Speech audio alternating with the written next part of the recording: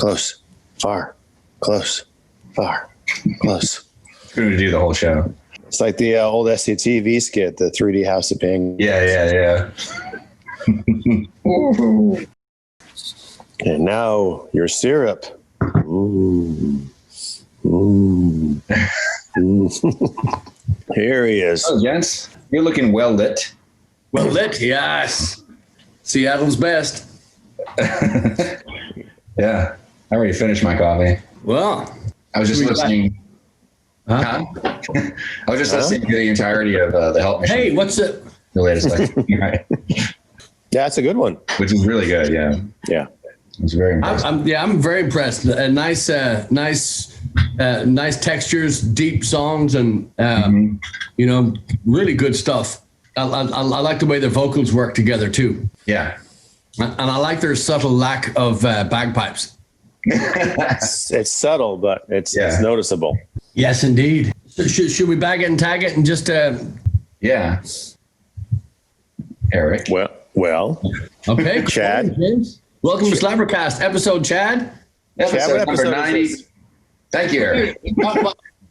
Thanks to this wonderful delay. We're talking over each other. What delay? Episode 97 of SlapperCast. And our guest today will be Tony Scalzo of Fastball, an old friend of Eric's whom he's played with before. Cool. How y'all doing? Great. What's up, dude? How's it going? Doing good. How we looking? Good? I'm a little pink. It means you're healthy. You're pink. You ever seen like a print where it's like light blue and pink and like it floats around, like the letter floats around in the field? For some reason, that color scheme makes that happen. Right. What are we going to talk about? Eric was just telling us how you two first met. And Tony probably doesn't remember this, but Paul Miner was doing a couple of weird happy hours at Beerland. And Tony came and played one week, and Miles Zuniga, one of the other members of Fastball, came and played one week. And it was just a weird happy hour situation. But I remember sitting there being like, oh my God, I'm playing with Tony, or I'm playing with Miles. It was such a cool thing. And then later on, way down the road, I played a gig with the Tycoons, and Tony was playing piano in that. And actually Miles was on board for guitar for that. And we were going to play a short set of Fastball stuff because the bass player at the time, who I can't remember his name, with the bushy hair. Matt Esky? No, not Matt. Anyway, whatever his name was. And he was hanging out. This is at Guero's, but he ended up leaving, so we ended up not playing it. So, and then actually I got a chance to play with Tony for real when Alan had booked him for this really weird trucker party. That's cool. It was you and Archie Bell and Barbara Lynn on that deal. That was a fun show. Right. And the recently deceased. Oh, right. Oh my God, I'm drawing a blank now. Roy Head. Roy Head was on that gig too. Roy Head. Yeah. That's, for some reason, that's been a weird name for me to remember over the last 10 years or so, since I was introduced to his music. I didn't know too much about him till I started hanging around with Texas Tycoon types, Texas Tycoon alumni. Mm-hmm. And I learned a lot playing with Paul and the rest of the guys. Everybody's got such a great knowledge. I'm from California, so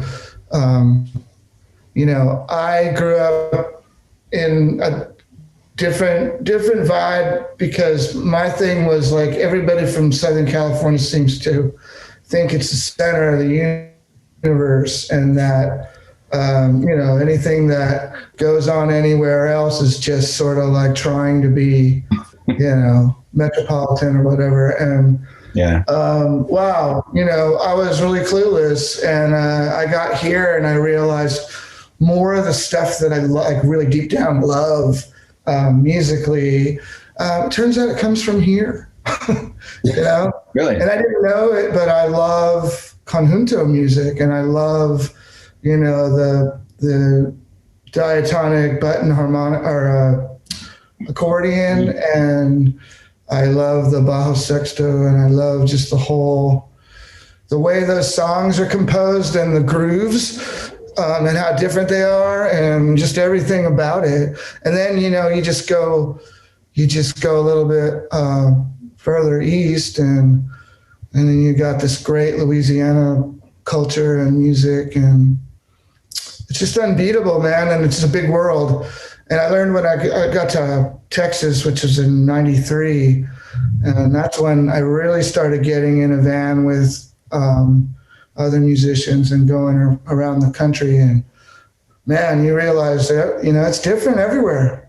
If you get off the highway, everything looks the same on the highway, but you get off the highway and things are different. It's great. You know, it's still that way, despite, you know, homogenization or gentrification or whatever you want to call it. Were you playing music when you came to? Sorry, Tony. Just so I'm Patrick. That's Chad, and of course you know Eric. So it's very nice to meet you. I know this is our first time.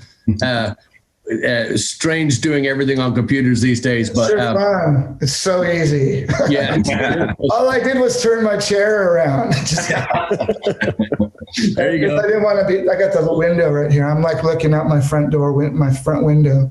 Excellent. And so were you playing music when you came to Austin? Yeah, I came to Austin to play music, literally for a job paying me supposedly to play music. And it was a little different than the brochure explained it. Right? Yeah. But, I was led to believe that I was going to be employed like gainfully playing music. What I didn't realize is that they were weighing in the sort of Austin lifestyle into that equation, you know, where your rent is supposedly $150 a month, and, you know, you just work temporary jobs and you run the Chronicle around town or whatever. Yes, great by. And, you know, I had to immediately get full-time work when I got here, and it was no joke. And I was very busy, just trying to stay afloat and to be able to like be in this band that was supposedly going to go in the studio and make a record. You know, I was hired by some people at a record company that had signed Beaver Nelson. Beaver Nelson, you may know, singer-songwriter here, great singer-songwriter, you know, just a weird career curve of like, it just happened either too soon for him or whatever, but he never really, you know, broke out the way he should have. But we actually went in and made an album. Joey from Fastball, myself, Paul Miner, and Beaver Nelson went to Memphis. And this is another boom educational like event for me. Was okay, you're gonna go to Ardent Studios and you're gonna, you know, record an album, and you're gonna live at the house next door, right? And you're gonna be every day, you're gonna go and make this record until it's done. And that's what the budget allowed for. And I can't believe that, you know, money was thrown around like you wouldn't believe. Yeah. They would never do this today. They wouldn't do it. I don't care who it is. Yeah. And, so we go and we're there and we start making a record. And, you know, it wasn't my record. I wasn't writing, you know, songs for this record in any way. I was a bass player, and I was like they didn't need me. They just didn't even need me. And it was proof because, I mean, I would go into the studio about noon when we had agreed to go in, and then Paul and Beaver would roll in around 3, and wow. I just didn't get it. You know, I was like ready to work, but you know, I don't know how or, you know, what made it last so long, but we were there for over a month and still weren't done with all the guitar tracks, and had to go finish the guitar tracks and lead vocals in the mix session later, you know. Wow. By which time Joey and I got a call while we were left in Austin while they went home. It's a well-known story among all us friends, but I got fired. We got fired. I mean, they were just like, you know, we're just going to move on. This ain't right. And it wasn't right for me anyway. I was supposed to be in a band with Miles and Joey and making our own music. And that immediately happened, by the way. I mean, as soon as we were out, Joey's like, hey, Miles is moving back from the West Coast. They were in a band together already, before this. And he says, he wants to get something going in Austin, see if he can make it happen.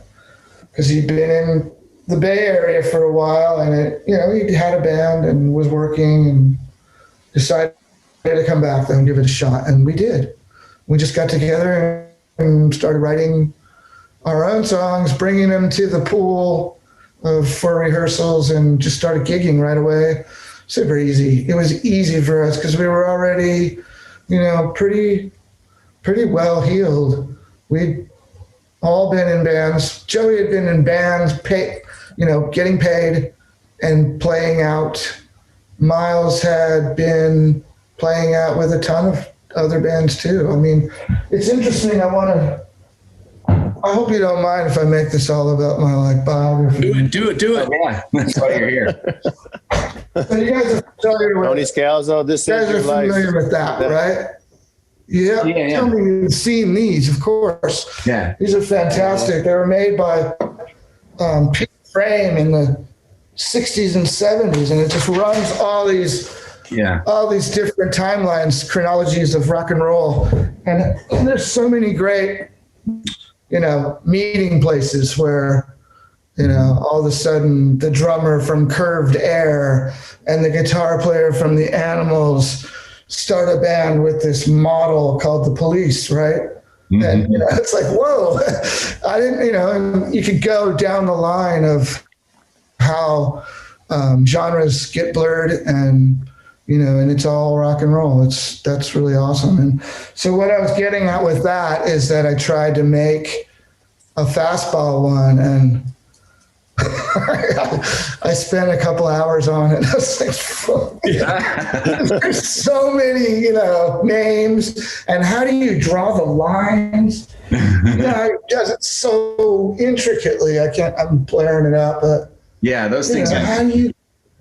Yeah, and I practiced. I even learned the font, but to no avail. It's just I can't produce. I'd love to see somebody really try with that, with some more modern bands and some more modern, phenomena of music. Well, the attention span is next to nothing now. So it's true, and not only that, with that comes a sense of disconnectedness, as if we're not from the same family tree. Yeah. But we are. I mean, believe it or not, we're related to Post Malone, and we're related to, Machine Gun Kelly or whomever you might want to pull from the charts right now. The Weeknd, we're connected. It's not like our head's been cut off and, took off somewhere.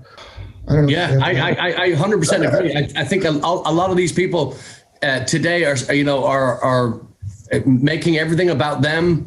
And I'm talking very, very short attention span, but also very short-sighted as well, because they try to, my music is mine, and I don't draw from. Yeah, you do. I hear it. I hear it, and right. I rarely listen to the radio. It's only 12 tones. Right? Yeah. There's only so many combinations of this. Yeah. I'm still fascinated that there is so many possibilities with 12 tones. Yes. How you arrange them and how you make them, work together. Yeah. To catch people's attention. And did you leave California because of the lack of the music scene, or just because of what Austin had to offer? Or were you just bored? I have to say, in retrospect, I may have thought that I was chasing something better, or maybe I was just following some wiser voice. But I literally thought that I needed to go just to make things happen more. But the world was my oyster in Southern California. I was doing great right about then. I was in a band called Tender Fury with Jack Grisham from TSOL and Randy Bradbury from Pennywise. And it was rock and roll It was a super group, man. It was killer. Yeah. It was really good. And we were sort of drawing from the punk past of those guys and, but trying to get a groove going because at the time it was sort of Chili Pepper-ish, or Pearl Jam, and all our friends were in the business, and some of our friends were actually on the crew end of rock and roll business, and so they were involved in much bigger things than we were, and it was just that sort of rubbing elbows thing that made you feel like, I'm in this, I'm part of this, I could totally do this. Yeah. And I always grilled my friends who were in bands when they come back from tours and what was it? Because they always had these amazing stories and some of it was horrifying, too. Bad stuff that could happen to you, knock on wood. In my, 25 plus years of being on the road in America and wherever, nothing too horrible. Yeah. I may have got lost in, I think I got lost in Kosovo about 2 years ago, but that was momentary. And I found my way. Hey, I got the thing and I found my way through the bazaar. Yeah. It was crazy, man. All of a sudden I'm like, whoa, I don't recognize this, but that's the worst of it. Yeah. I got pulled over in Oklahoma. Everybody gets pulled over in Oklahoma. And threatened by a cop who ruined my whole life and career. And that I was back. I was at the gig that night. So knock on wood again. But that was back in 95 or whatever, 94. Yeah. And, well, they had nothing better to do back then. So do you have plans now for when we get out of this, when the curtain's lifted, do you have plans to hit the road again? And yeah, I mean, all those plans, they're happening right now. And it's it's very, very weird because I'm just trying to deal with that reality and whether it's possible. And I'm being, I'm not going to say pushed or pressured or influenced, but definitely I'm feeling a sense that I'm the only person who's as concerned as I am about it, right? I know they're concerned, but times are lean and we need to work. Yeah. And I get that too. And so there's some shows and there's socially distanced shows and so far I'm on board, and the earliest one is here in Austin. It's already sold out. But it's just a small crowd. Yeah. It's got a couple 50 people. It's 52 people, right? Wow. And spaced out, and I'm gonna wear a mask the whole time until it's time to sing, and then it'll be, it'll just be left it's crazy because, the time I don't know how you guys feel about it, but the time we're in right now is, it's the most deaths that we're seeing now than we ever have. Now, come on. We're not talking about positive tests results. We're talking about deaths in hospitals that are confirmed cases. Yeah. Mic drop. That tells me that what we're doing is gambling. Big time. Yeah. When we could probably wait. Wait about 6 months, boom, everybody's inoculated. Yeah. Enough people will be inoculated to venture out. Yeah. All I know is,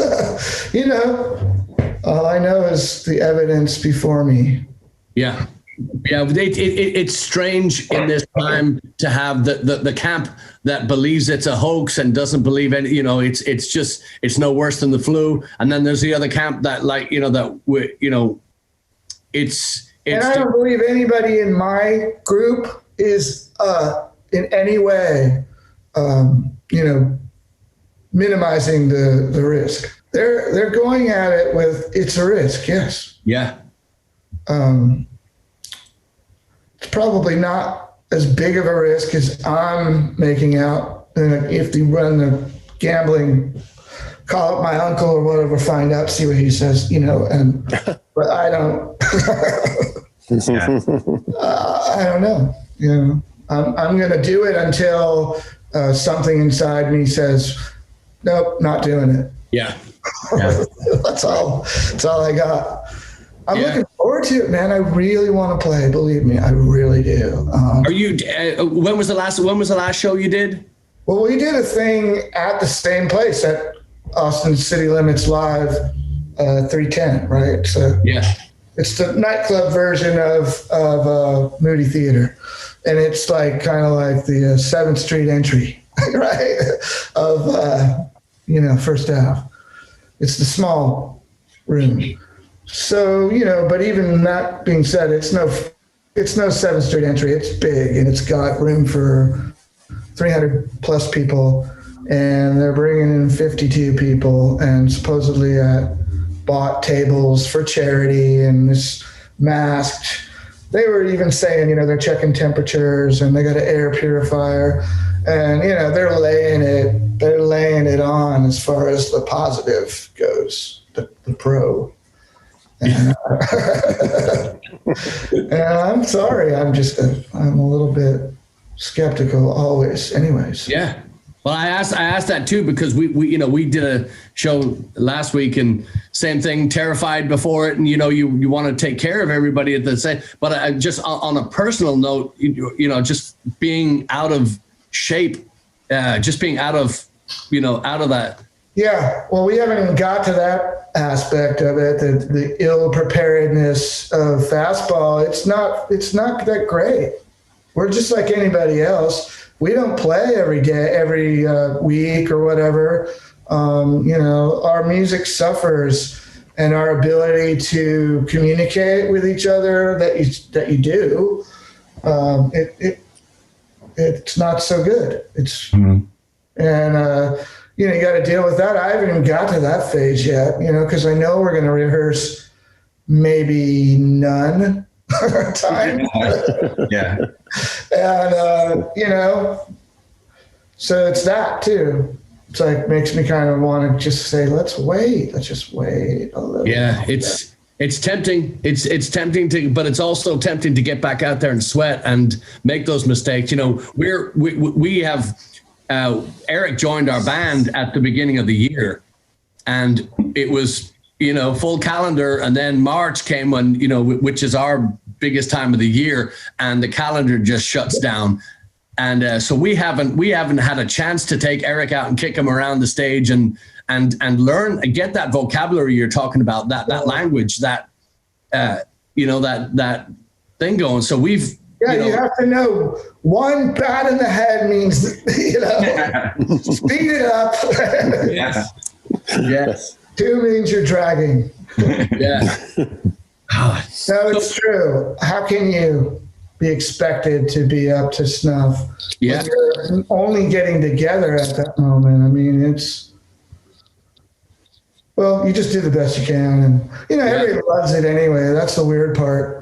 All the tripping that I do doesn't mean anything after we're done. People go, oh, that was really great, man. I love that. I love the banter, and I love the way you guys seem to be so happy to be together. And, that's really what it is, and it's real. And I think that's what people really want is like, can you still be good and also be real and not be like all show busy? And, I've always been like, does he have to really put on all those airs? And, I'm more of a Damned fan than a Sex Pistols fan. You know what I mean? I like the humor, and I like the whole, take the piss. Yes. Because, let's face it, that Johnny Rotten guy doesn't have a very good sense of humor at all. It's just like defensive. Yeah, it's true. And, Yeah, he made a whole career of it, being pissed off. Just, I have no time for that. Hey, Eric, are you still doing the Cheap Trick thing? Well, I put that on hold once. Once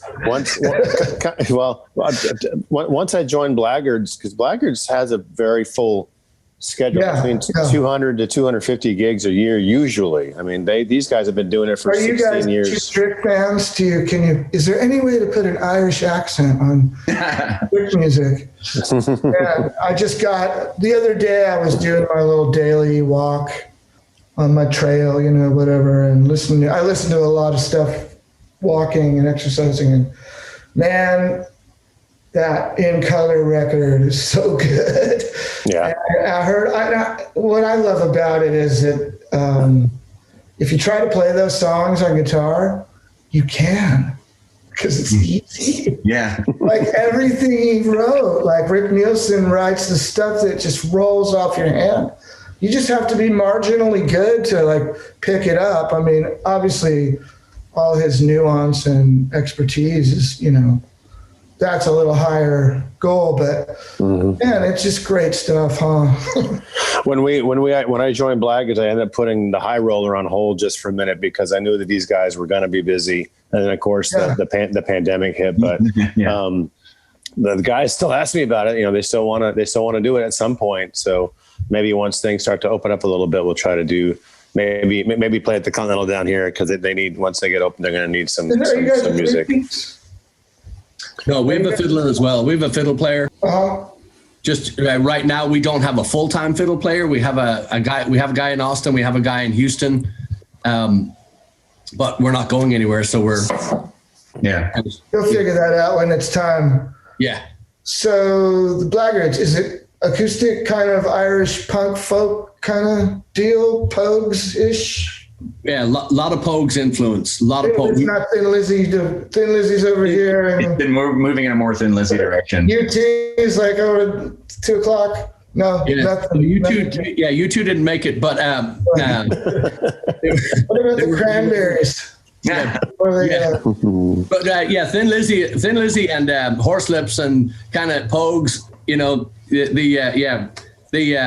That's kind of where we wanted to start, but we ended up starting more the acoustic, but also like a lot of the folky kind of stuff, the Clancy Brothers and Wolf Tones and Chieftains would be not on the thing, but that would be closer to where we had to start, because when I told them that I wanted electric guitars and fiddle, and they were like, "You're out of your mind," and but we do everything. We do Black Sabbath. We do. We do a lot of, a heavier stuff, but again, then we'll and it doesn't have to be that Irish in it, like where some of the songs we stay true to the country feel or to the Cajun feel, and I have to say too, before originals. Sorry, originals. Oh yeah. We actually spent the pandemic in the studio writing recording our new record, which is mostly originals, I think. Yeah. And, yes, it is. And then, but I have to say about Fastball too, because I don't want to forget. I have to say I love the layered. I love the harmonies first. That's always been Chad and I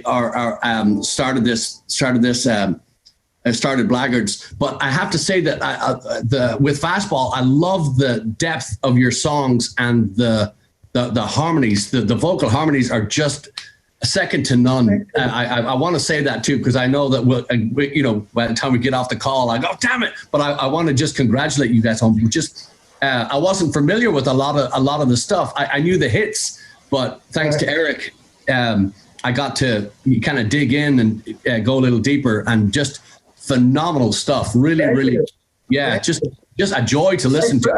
Adding to our listenership too. I mean, that's really, it's about how many people really hear it, as opposed to, I heard you're an ocean in the supermarket.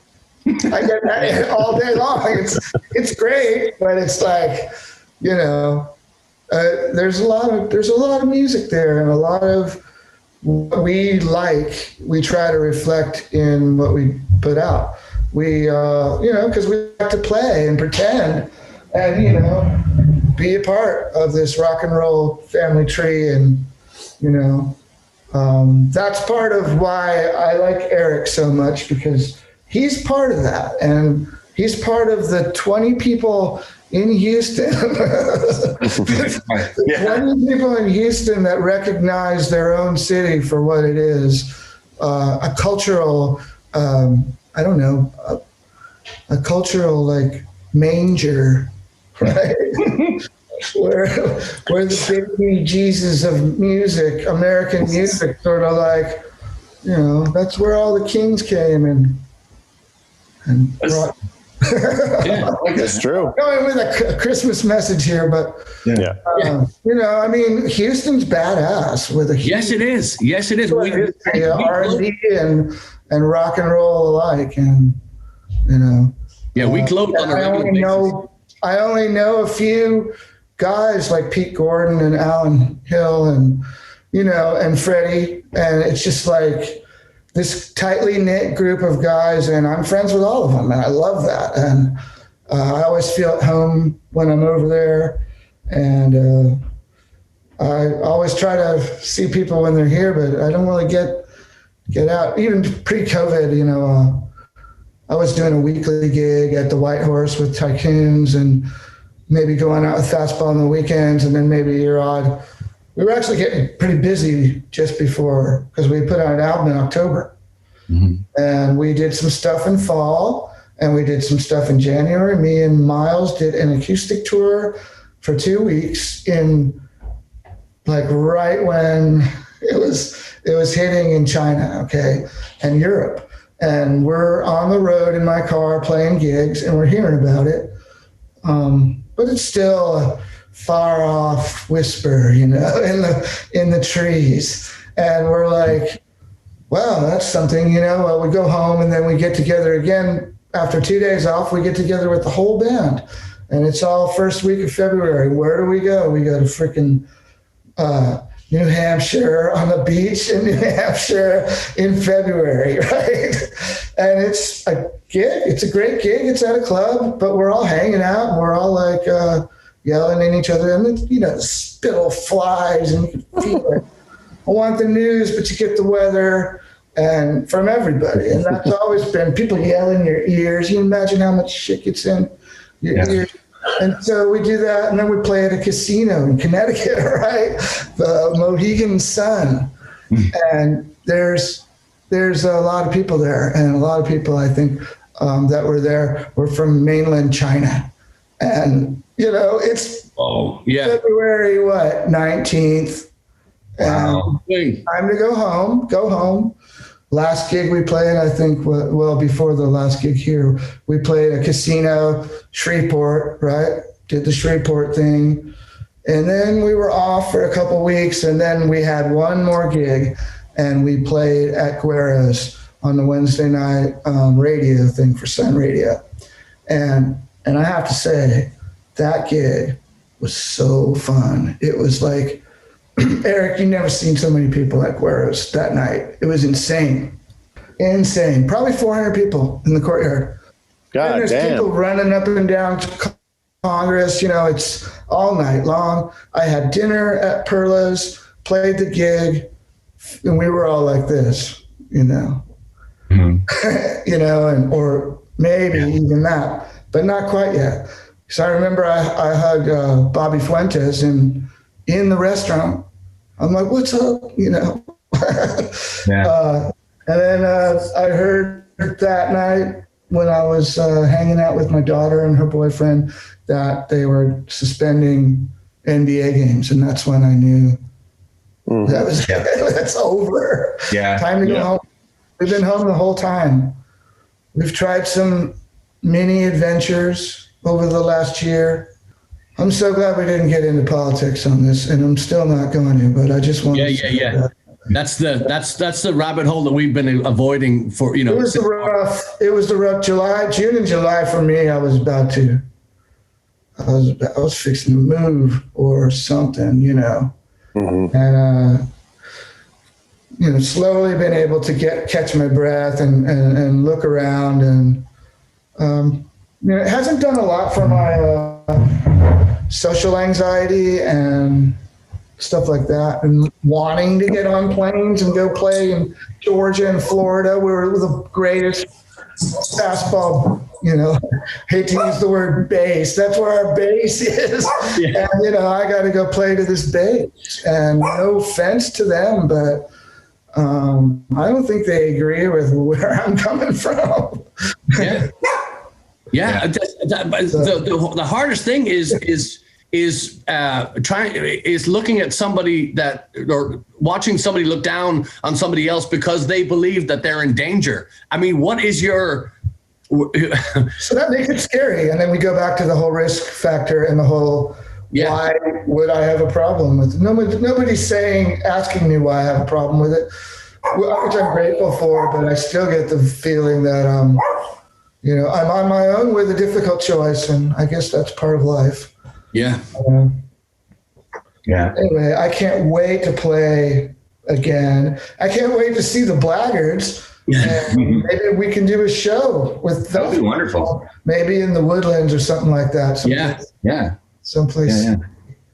Is that place going to be open still, or what? Are they done? Oh yeah. Stuff is still happening, and it seems like the people with a lot of money, it seems like the clubs with a lot of money are able to just say, yeah, we've got hot dogs in the back, and they'll throw a box of chips back there or something. But they have ways of getting around it. It seems like the people like the Continental Club that are doing everything by the book are being stamped down, squashed because they've agreed to everything, but you have to pay. You have to be this high to ride. You have to have this much money to keep your doors open. Well, I imagine that property is even more expensive to maintain than the Austin property, which is a lot of taxes and whatnot. The good thing about both venues is they're owned by the owners that we love, and they've managed to use some forethought before their ventures began. I just want to say that it's very sad that Threadgill's is closing here in Austin. The original old number one is closing. Wow. A place where when I first moved to Austin in summer of '93, they invited all the musicians to come for Musicians Appreciation Night, right? And they would if you were a musician, you came in, and it was an honor system, and everybody knew everybody, and maybe 200 people would show up, and they'd have it all family style for you on the table. And, everybody ate for free. And you know what? Everybody was grateful because everybody needed to eat. And we would eat at places like, I'm sorry, I can't remember the name, but this place would give you, Les Amis. Les Amis would give you black beans with a little bit of andouille chopped into it and maybe some green onions for $1. That would be your early dinner, and maybe you get a burger after the gig at night or whatever. And, I don't know where I'm going with that, but well, it's such a shame. All these places. They bought the property. They bought the properties instead of Threadgill. I'm sorry, but Eddie Wilson didn't own the property, and that's a problem. And it's a problem that might have been seen somewhere, especially if you already had to close the downtown. I'm sorry. Exactly. On side of that, but. A lot of places in Austin don't seem to own their own property, which is kind of duh. What the hell? I mean, also, the rents are so high. Property taxes are very high. That's why those rents are high. And you know what? Shit. It's sad.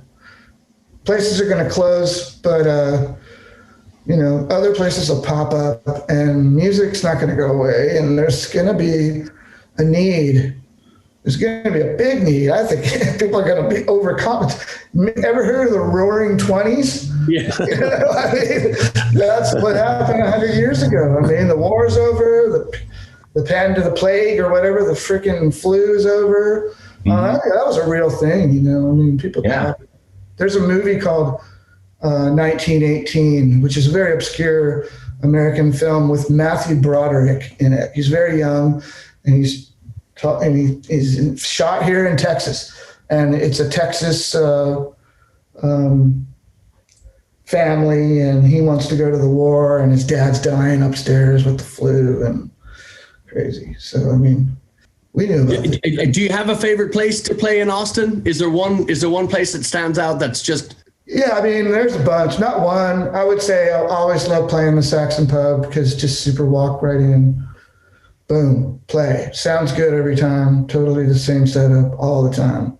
Continental's fun just because you feel like you're doing something. You feel like you're doing, like, this is a place where anybody could walk in at any time. And they do. And make it magic, you know?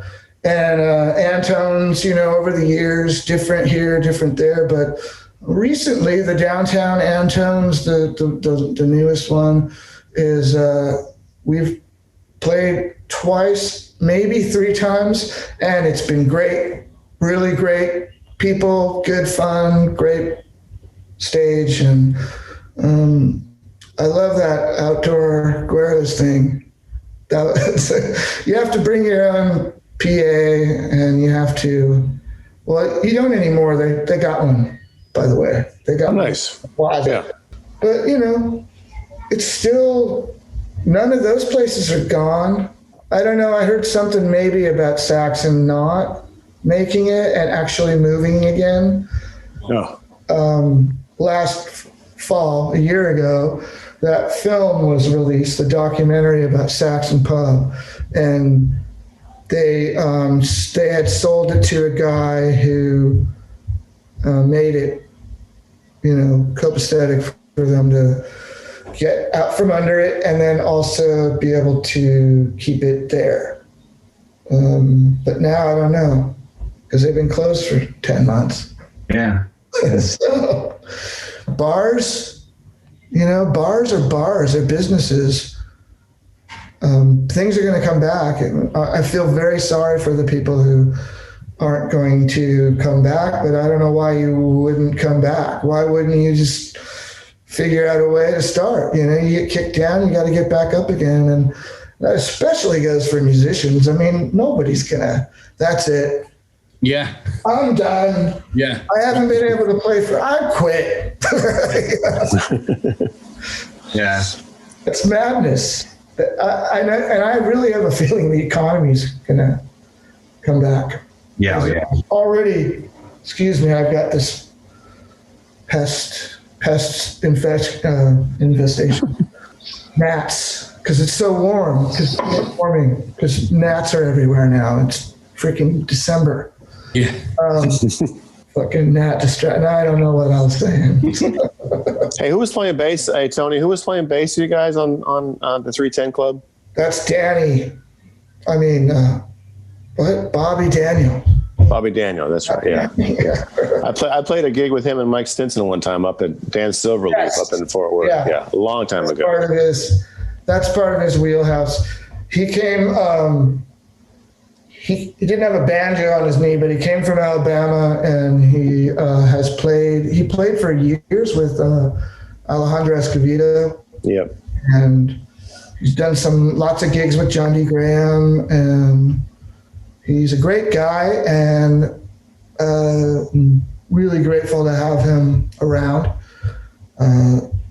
He's kind of like my unattainable goal is his lifestyle, right? I just don't believe it's in my cards, but the guy is like the driven snow, if you catch my drift. He is vegan. He's drug-free. He runs like a runner, like all day, every day at least. And man, that describes like 2/3 of Blaggards. Oh, really? Yeah. Are you recently sober, Eric? And no. Why would I do that? What are you talking about? Patrick is talking about the other two guys. Patrick hasn't drank in ages. We popped new tops, me and Eric. I remember the night with Archie Bell hanging out, and then he's gone, and then it's just me and you and Jim and I don't know, I guess maybe Pete and Alan. Yeah. we went till like 3:30 in the morning. Just like, and that's only like, 4 years ago? That was nuts. I have a video of you. Singing with us during the Elvis Costello rehearsal out at Landis's Ranch. That was a big lost weekend for me. That was fun. I want to just talk about that real fast.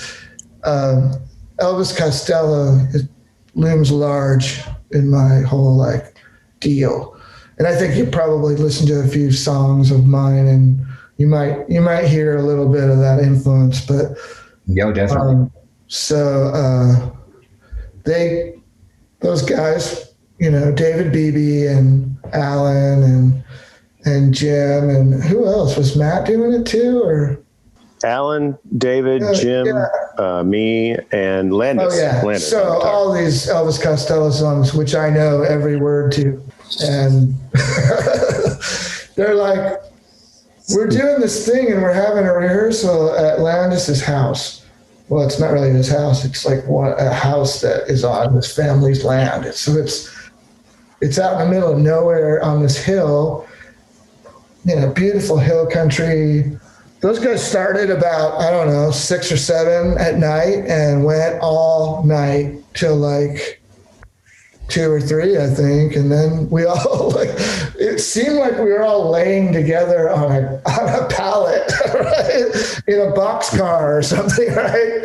At the end of the night, because we're all just like, passed out. We wake up. I got up right away though. I mean, I think I may have slept 2.5 hours, but all night long with the Elvis Costello. And I was just like, it was one of my funnest nights ever. It's like going on that fishing trip or that amazing hunting trip where you bag the big buck. And I was like, just sated, like totally fulfilled, better than any date or any kind of, it was just like, let's get together. I'm going to go to this place where I'm going to drink my fill and I'm going to rock out to Elvis Costello songs. And I didn't sing. I don't even think I sang but 1 or 2 with you guys, but yeah, it was really fun, man. Thanks. The funny thing, yeah, of course, yeah. The funny thing is that we were basically, it was the last rehearsal before the big shows in New Orleans. Right. And we were just basically just going to run the set because we pretty much had it down by then. You sure did, yeah. I forget what the first song was, but I look over because I see this motion. I'm playing it. I look over in the corner, and Tony's in the corner going, like dancing around the room like this. It was so awesome. Well, what was bitching about that room? It's all one room, and it's like the front door leads right into the living room where they were playing and set up like a big band with a PA, and it was like right there. And then the rest of the room is the kitchen. And there's the fridge, and there's this big picnic table. And we got a ton of food, and we got tequila and beer, and it was killer, so killer. Good times. Good times. Man, I was thinking about Elvis Costello when I was listening to Help Machine just recently, the whole record, and Don't It Make You Feel Small? That one. Yes, doesn't something about the groove, and that reminds me of like really early Elvis and the Attraction stuff. Yeah, I mean, like, I Don't Want to Go to Chelsea or something like that. Yeah. Sure, Stilted and kind of new wave. Yeah, exactly, yeah. It's got that kind of late 70s, early 80s feel. I love that. I love all that stuff now. And, because of Spotify and shit like that, even though no one's getting paid, we get paid. I mean, you might as well draw from the well and listen to some music because I go and sometimes pick years.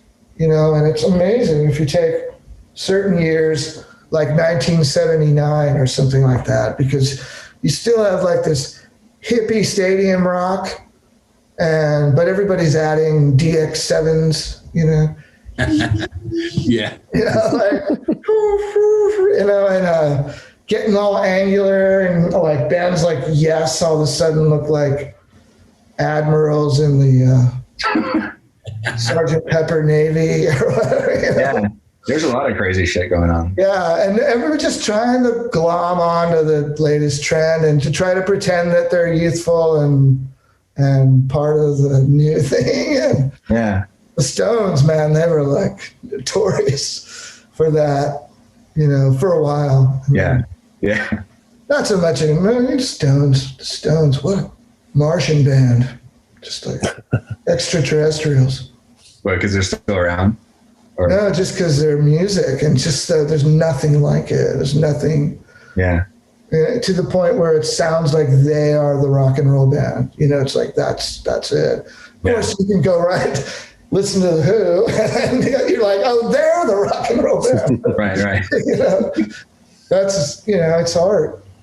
Yeah. So great, and I'm so grateful to be a part of that thing. Look, see the musical note up there? Yeah. Yes. It's an award, is what it is. Is it a major award? It's pretty major, I would say. What is it? It says, and I can't read it, but I know what it says. It says, for being one of the most played tracks of 2017. And it's awarded to me and Camila Cabello. I'm saying that in the most bastardized Spanish. And Machine Gun Kelly for this track where they took Out of My Head and used it. That's right. Oh, wow. I remember that. All of a sudden 2017 was looking really good. I was on vacation and I realized that money was going to be coming in. It was really great. Now, did they contact you for some macadamia nuts? There you go. You hit the mini bar in the hotel room. Yeah. Did they reach out to you for permission to do that? How'd that work out?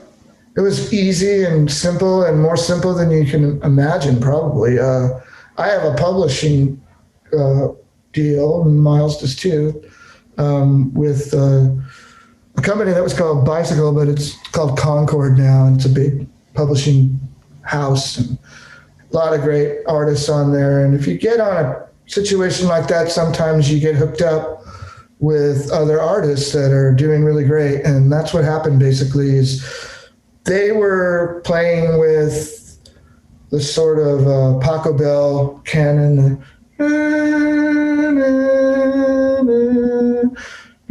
which is played at many, many weddings. And it's a famous classical piece and it's kind of a string quartet piece. And they were playing with that, and then they realized it was like,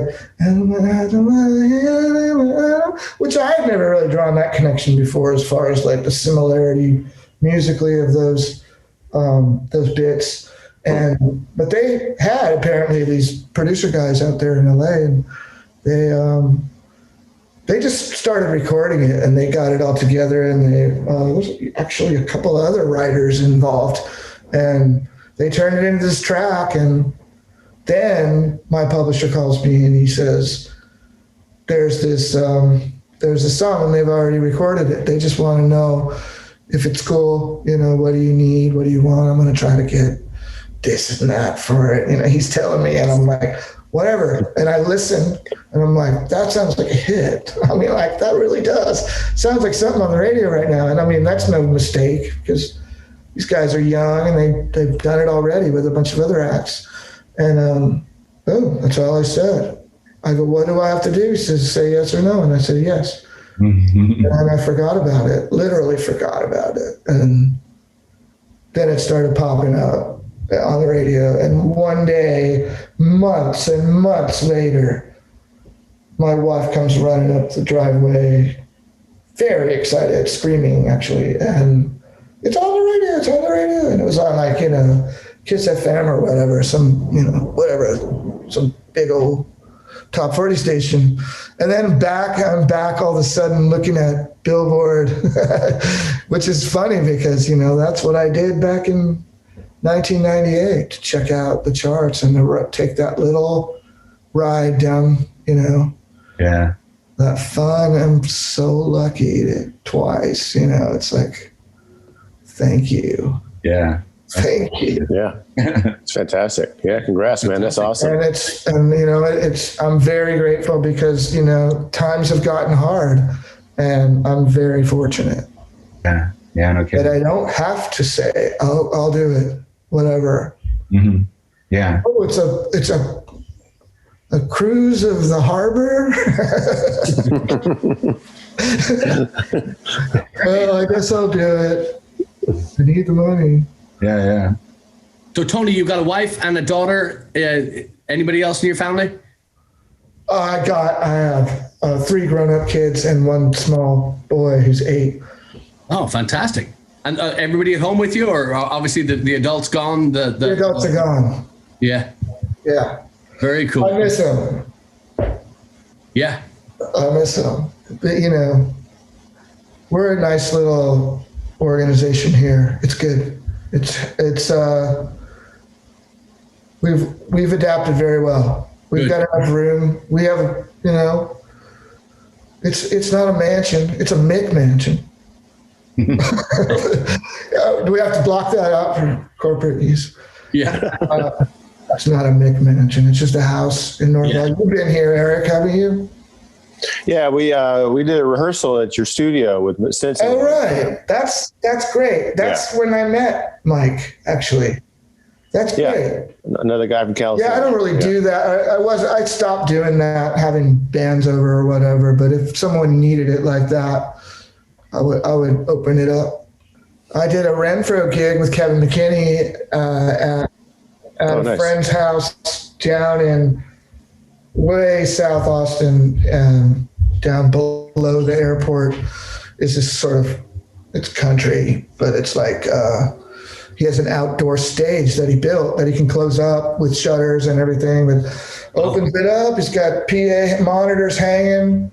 He's got like, you know, a PA if you need it, but we hay bales out there and everything, and opens it up. You pull out the drums, pull out the amps, plug in and go. And we did a live streaming thing there to try to benefit the Seaboys and Continental family here in Austin. And we got a couple $100 for them and made that happen, and still got to play. And that thing's up there right now, actually, on my personal Tony Scalzo YouTube.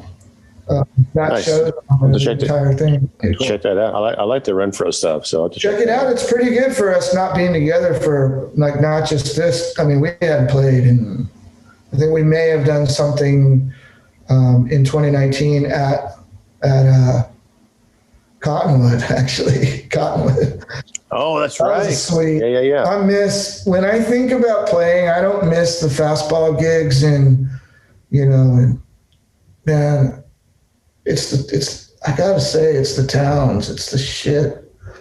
I'm not gonna mention the names of the towns, but it's that mid-market community center thing, and you play the gig and there's like 20 cops walking around and they're like drinking sodas and hanging in your space, and just sucks. What I miss is going to Cottonwood and playing on that stage and, you know, hanging out with the guys for 3 hours. You got to play and just come up with some more songs and you know, take a break, eat, drink some beers. And then, you know, you notice there's literally nobody here. You know, those nights that they have the plastic up and it goes all the way, and then there's the main restaurant, but it's cold, right? Let's say it's like, you know, January or something. And one time we were playing there, and I think it was the last time we played there, Renfro, and you know, there's Henry over there doing sound. You guys know Henry. I know him. He took off to go to the bathroom or something at this one moment, and I look up and I go, there's literally nobody here. That's like, and it was like this great feeling of like, who cares, right? Yeah. We can do whatever we want now. Yeah. I miss that place. I'd love to go there, play that. I would literally go to some terrible motel and spend $55 on a room for that thing every month. Did that thing for 2.5, 3 years almost, like every month at the Cottonwood. Wow. Crazy. I miss it. I think we all do. We better cut this thing short. It's time for lunch. Yeah. Oh yeah, it is. That's pretty good 60-minute. I can do it. I got We'll take it. eggs to You do. You're a professional. I appreciate this, guys. It's really fun for me, actually. I was looking forward to it because I had stuff in my mind, and my wife don't want to hear it. She doesn't want to hear it. Yeah, you're smart enough to realize that. You're going to live a long time because of that. Well done. Well, hopefully another day. Yeah.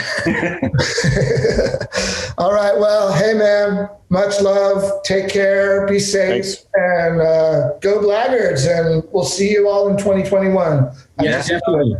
Listen, take care of yourself, and it's a pleasure to meet you, Tony. It's absolute wonderfully.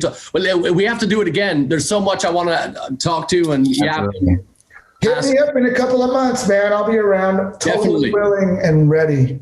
Definitely, you're a gem. Thank you so much. All right, take care, guys. Thanks, Tony. Man, I tell you something.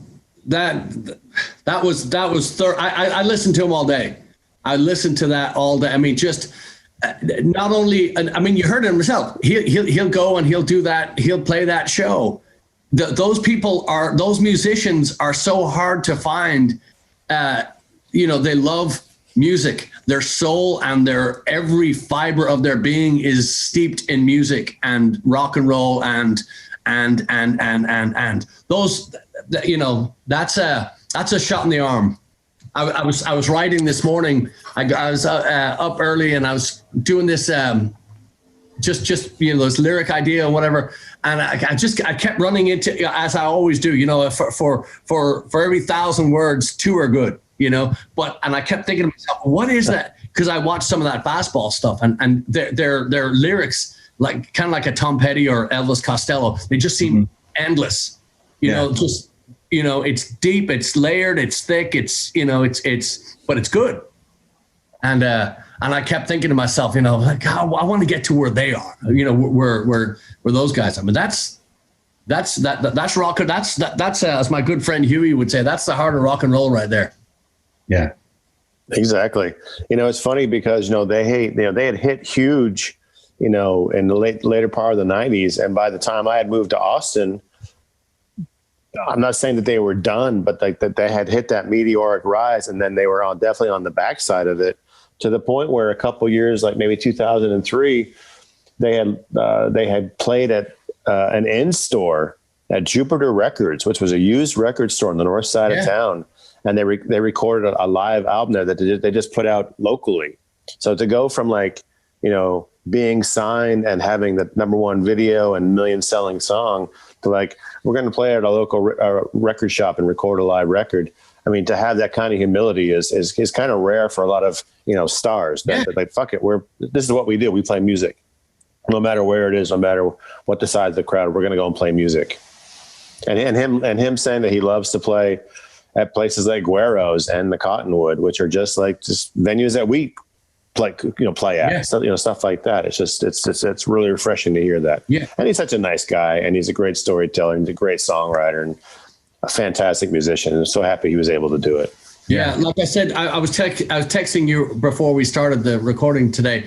I was texting you that I was watching one of their live stream, the Fastball live stream. And again, just really just earthy and soulful and melodic and just all the stuff that I like in rock. I was doing notes and stuff like that, and just I wanted to ask him a bunch. I've still got a bunch of questions I wanted to ask him, but like I said, we'll do this one again. The YouTube thing ended, and I kind of tuned it out, and fucking Sammy Hagar came on. and to make it work, Sammy Hagar is bad on his own. And again, apologies to people that like him. I just can't. But fucking Joe Satriani on guitar. It's like, man, if you could ever find the most transparent, thin, just worthless guitar player, I mean, besides Eric Clapton, I'm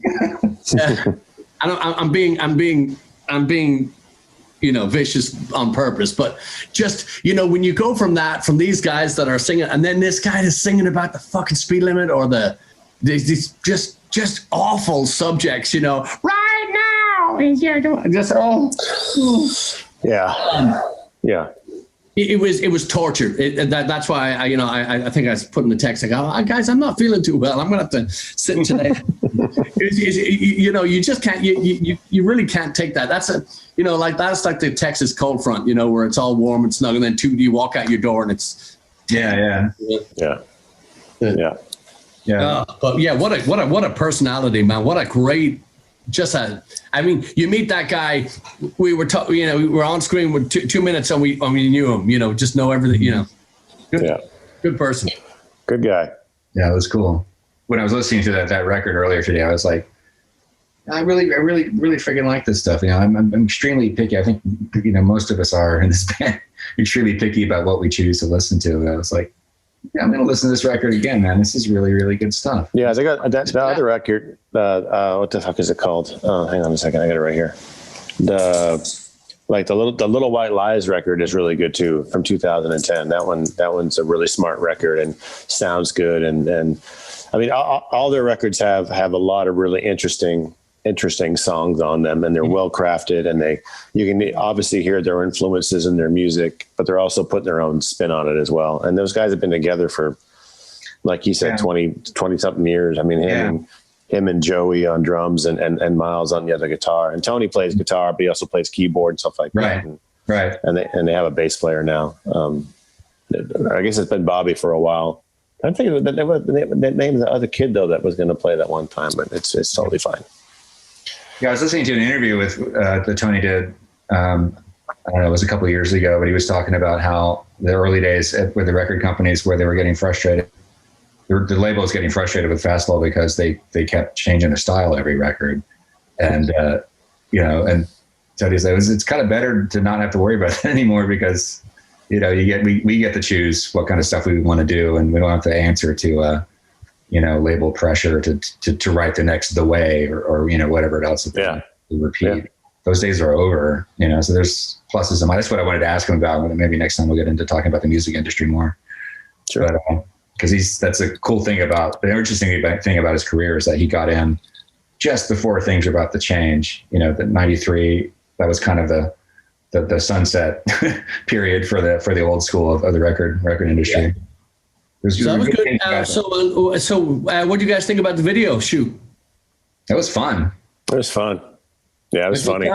Yeah. Jason, we've been talking about this for weeks, and we got we got Jason, and we shot a video yesterday for our new Christmas single. Yeah, I was telling Eric I'd never been, because we never really did a music video before. No, for this band. No, so that was a totally new experience for me. It was a lot of fun. Yeah, those backup dancers were pretty. Oh, I shouldn't give anything away. But yeah, it was like you said, Chad, a whole new experience and something I never thought I would do. As far as I was like, just take some shit that we've recorded and just stick it all together and throw in the ball, and we'll But yeah, that was and again. We're talking about the Continental Club, and we'll always talk about the Continental Club. But Pete and the Good Time and all the crew over there for letting us use their space. Thank you very much. It's such a comfortable spot for us because we're, that's our home. People say, "Oh, you're from Houston. Where do you play?" Continental. Yeah. But for them to just open and literally give us the keys to the kingdom, and anytime it's just It really feels like our own backyard at this point. Yeah, and we're so grateful to them, and they've done it up so well that when they finally get when the TABC finally gets the finger out and lets them do the thing, man, that's going to be such a great spot. We're missing the greatest weather.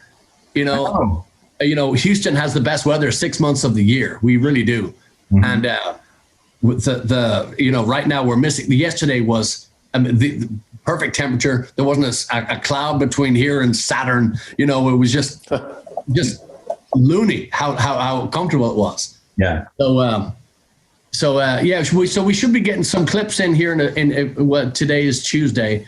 We should be getting some clips in. So maybe we'll put some teaser spots up on the thing. I know our Patreon people will be getting a clip or two, from the video shoot, and Chad's already posted some pictures up there on our page. So yeah. As soon as we've got something from Jason, we'll let Patreon look at it. And so today being Tuesday, is Fairytale out? It better freaking be by now. I screwed up this last one, I didn't realize it took so long to get cover songs up on Spotify and all that stuff, because there's paperwork that they have to do. But I am going to be posting it on YouTube. So it will at least be on our YouTube channel, and whatever's available, I'll put links down in the description and the show notes for this show. But yeah, it should be out. If it's not out already by the time this episode comes out, it will be out, I think, sometime this week.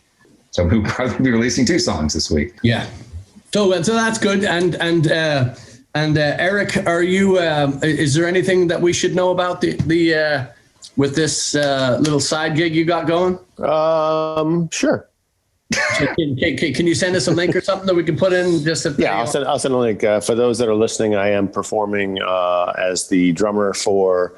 I'm playing drums on my buddy Mark Riddell, who plays with Oldies band and my Cheap Trick band, and plays with Mike Stinson. He plays with everybody. He's playing bass, and we're actually accompanying a girl named Heidi Kettenring and her crew from Chicago, the city, and we're playing a tribute to Karen Carpenter, including a lot of the Christmas stuff that the Carpenters did at the George Theater over there in Westheimer, and it starts tonight. It started last week, I guess, because it's Tuesday, right? Yeah. Yeah.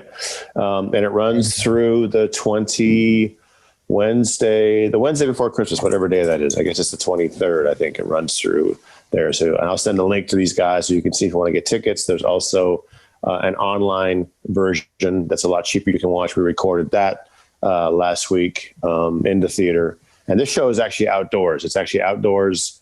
Good. It's socially distanced. You're allowed, you have to wear masks, but if you're sitting in your little box area, you can take your mask off. It's BYO, but they will also have food and drink available for purchase there. And the weather's going to be nice. So, you can bundle up because it's going to be kind of cold and Christmassy on a lot of the evenings, and be fun to see some people out there. And of course, the band's going to stay away from people as well. So, and we should all be 6 feet apart on stage. It's going to be good. That'll be really fun. Yeah. And so Blaggards don't have any shows between now and the new year. Right. We have the first weekend in January, actually the 1st and 2nd, I believe it is. We have some tentative stuff, but we're just kind of waiting to see what's going on. And but we do have, although I think we're sold out now of the mugs online. I think so. So we are going to be doing some other ones. We're going to be doing some other coffee mug designs, but they're going to be online on our store. And also there's a whole bunch of new stuff too, new designs, T-shirts and whatnot. And again, check out our online shop.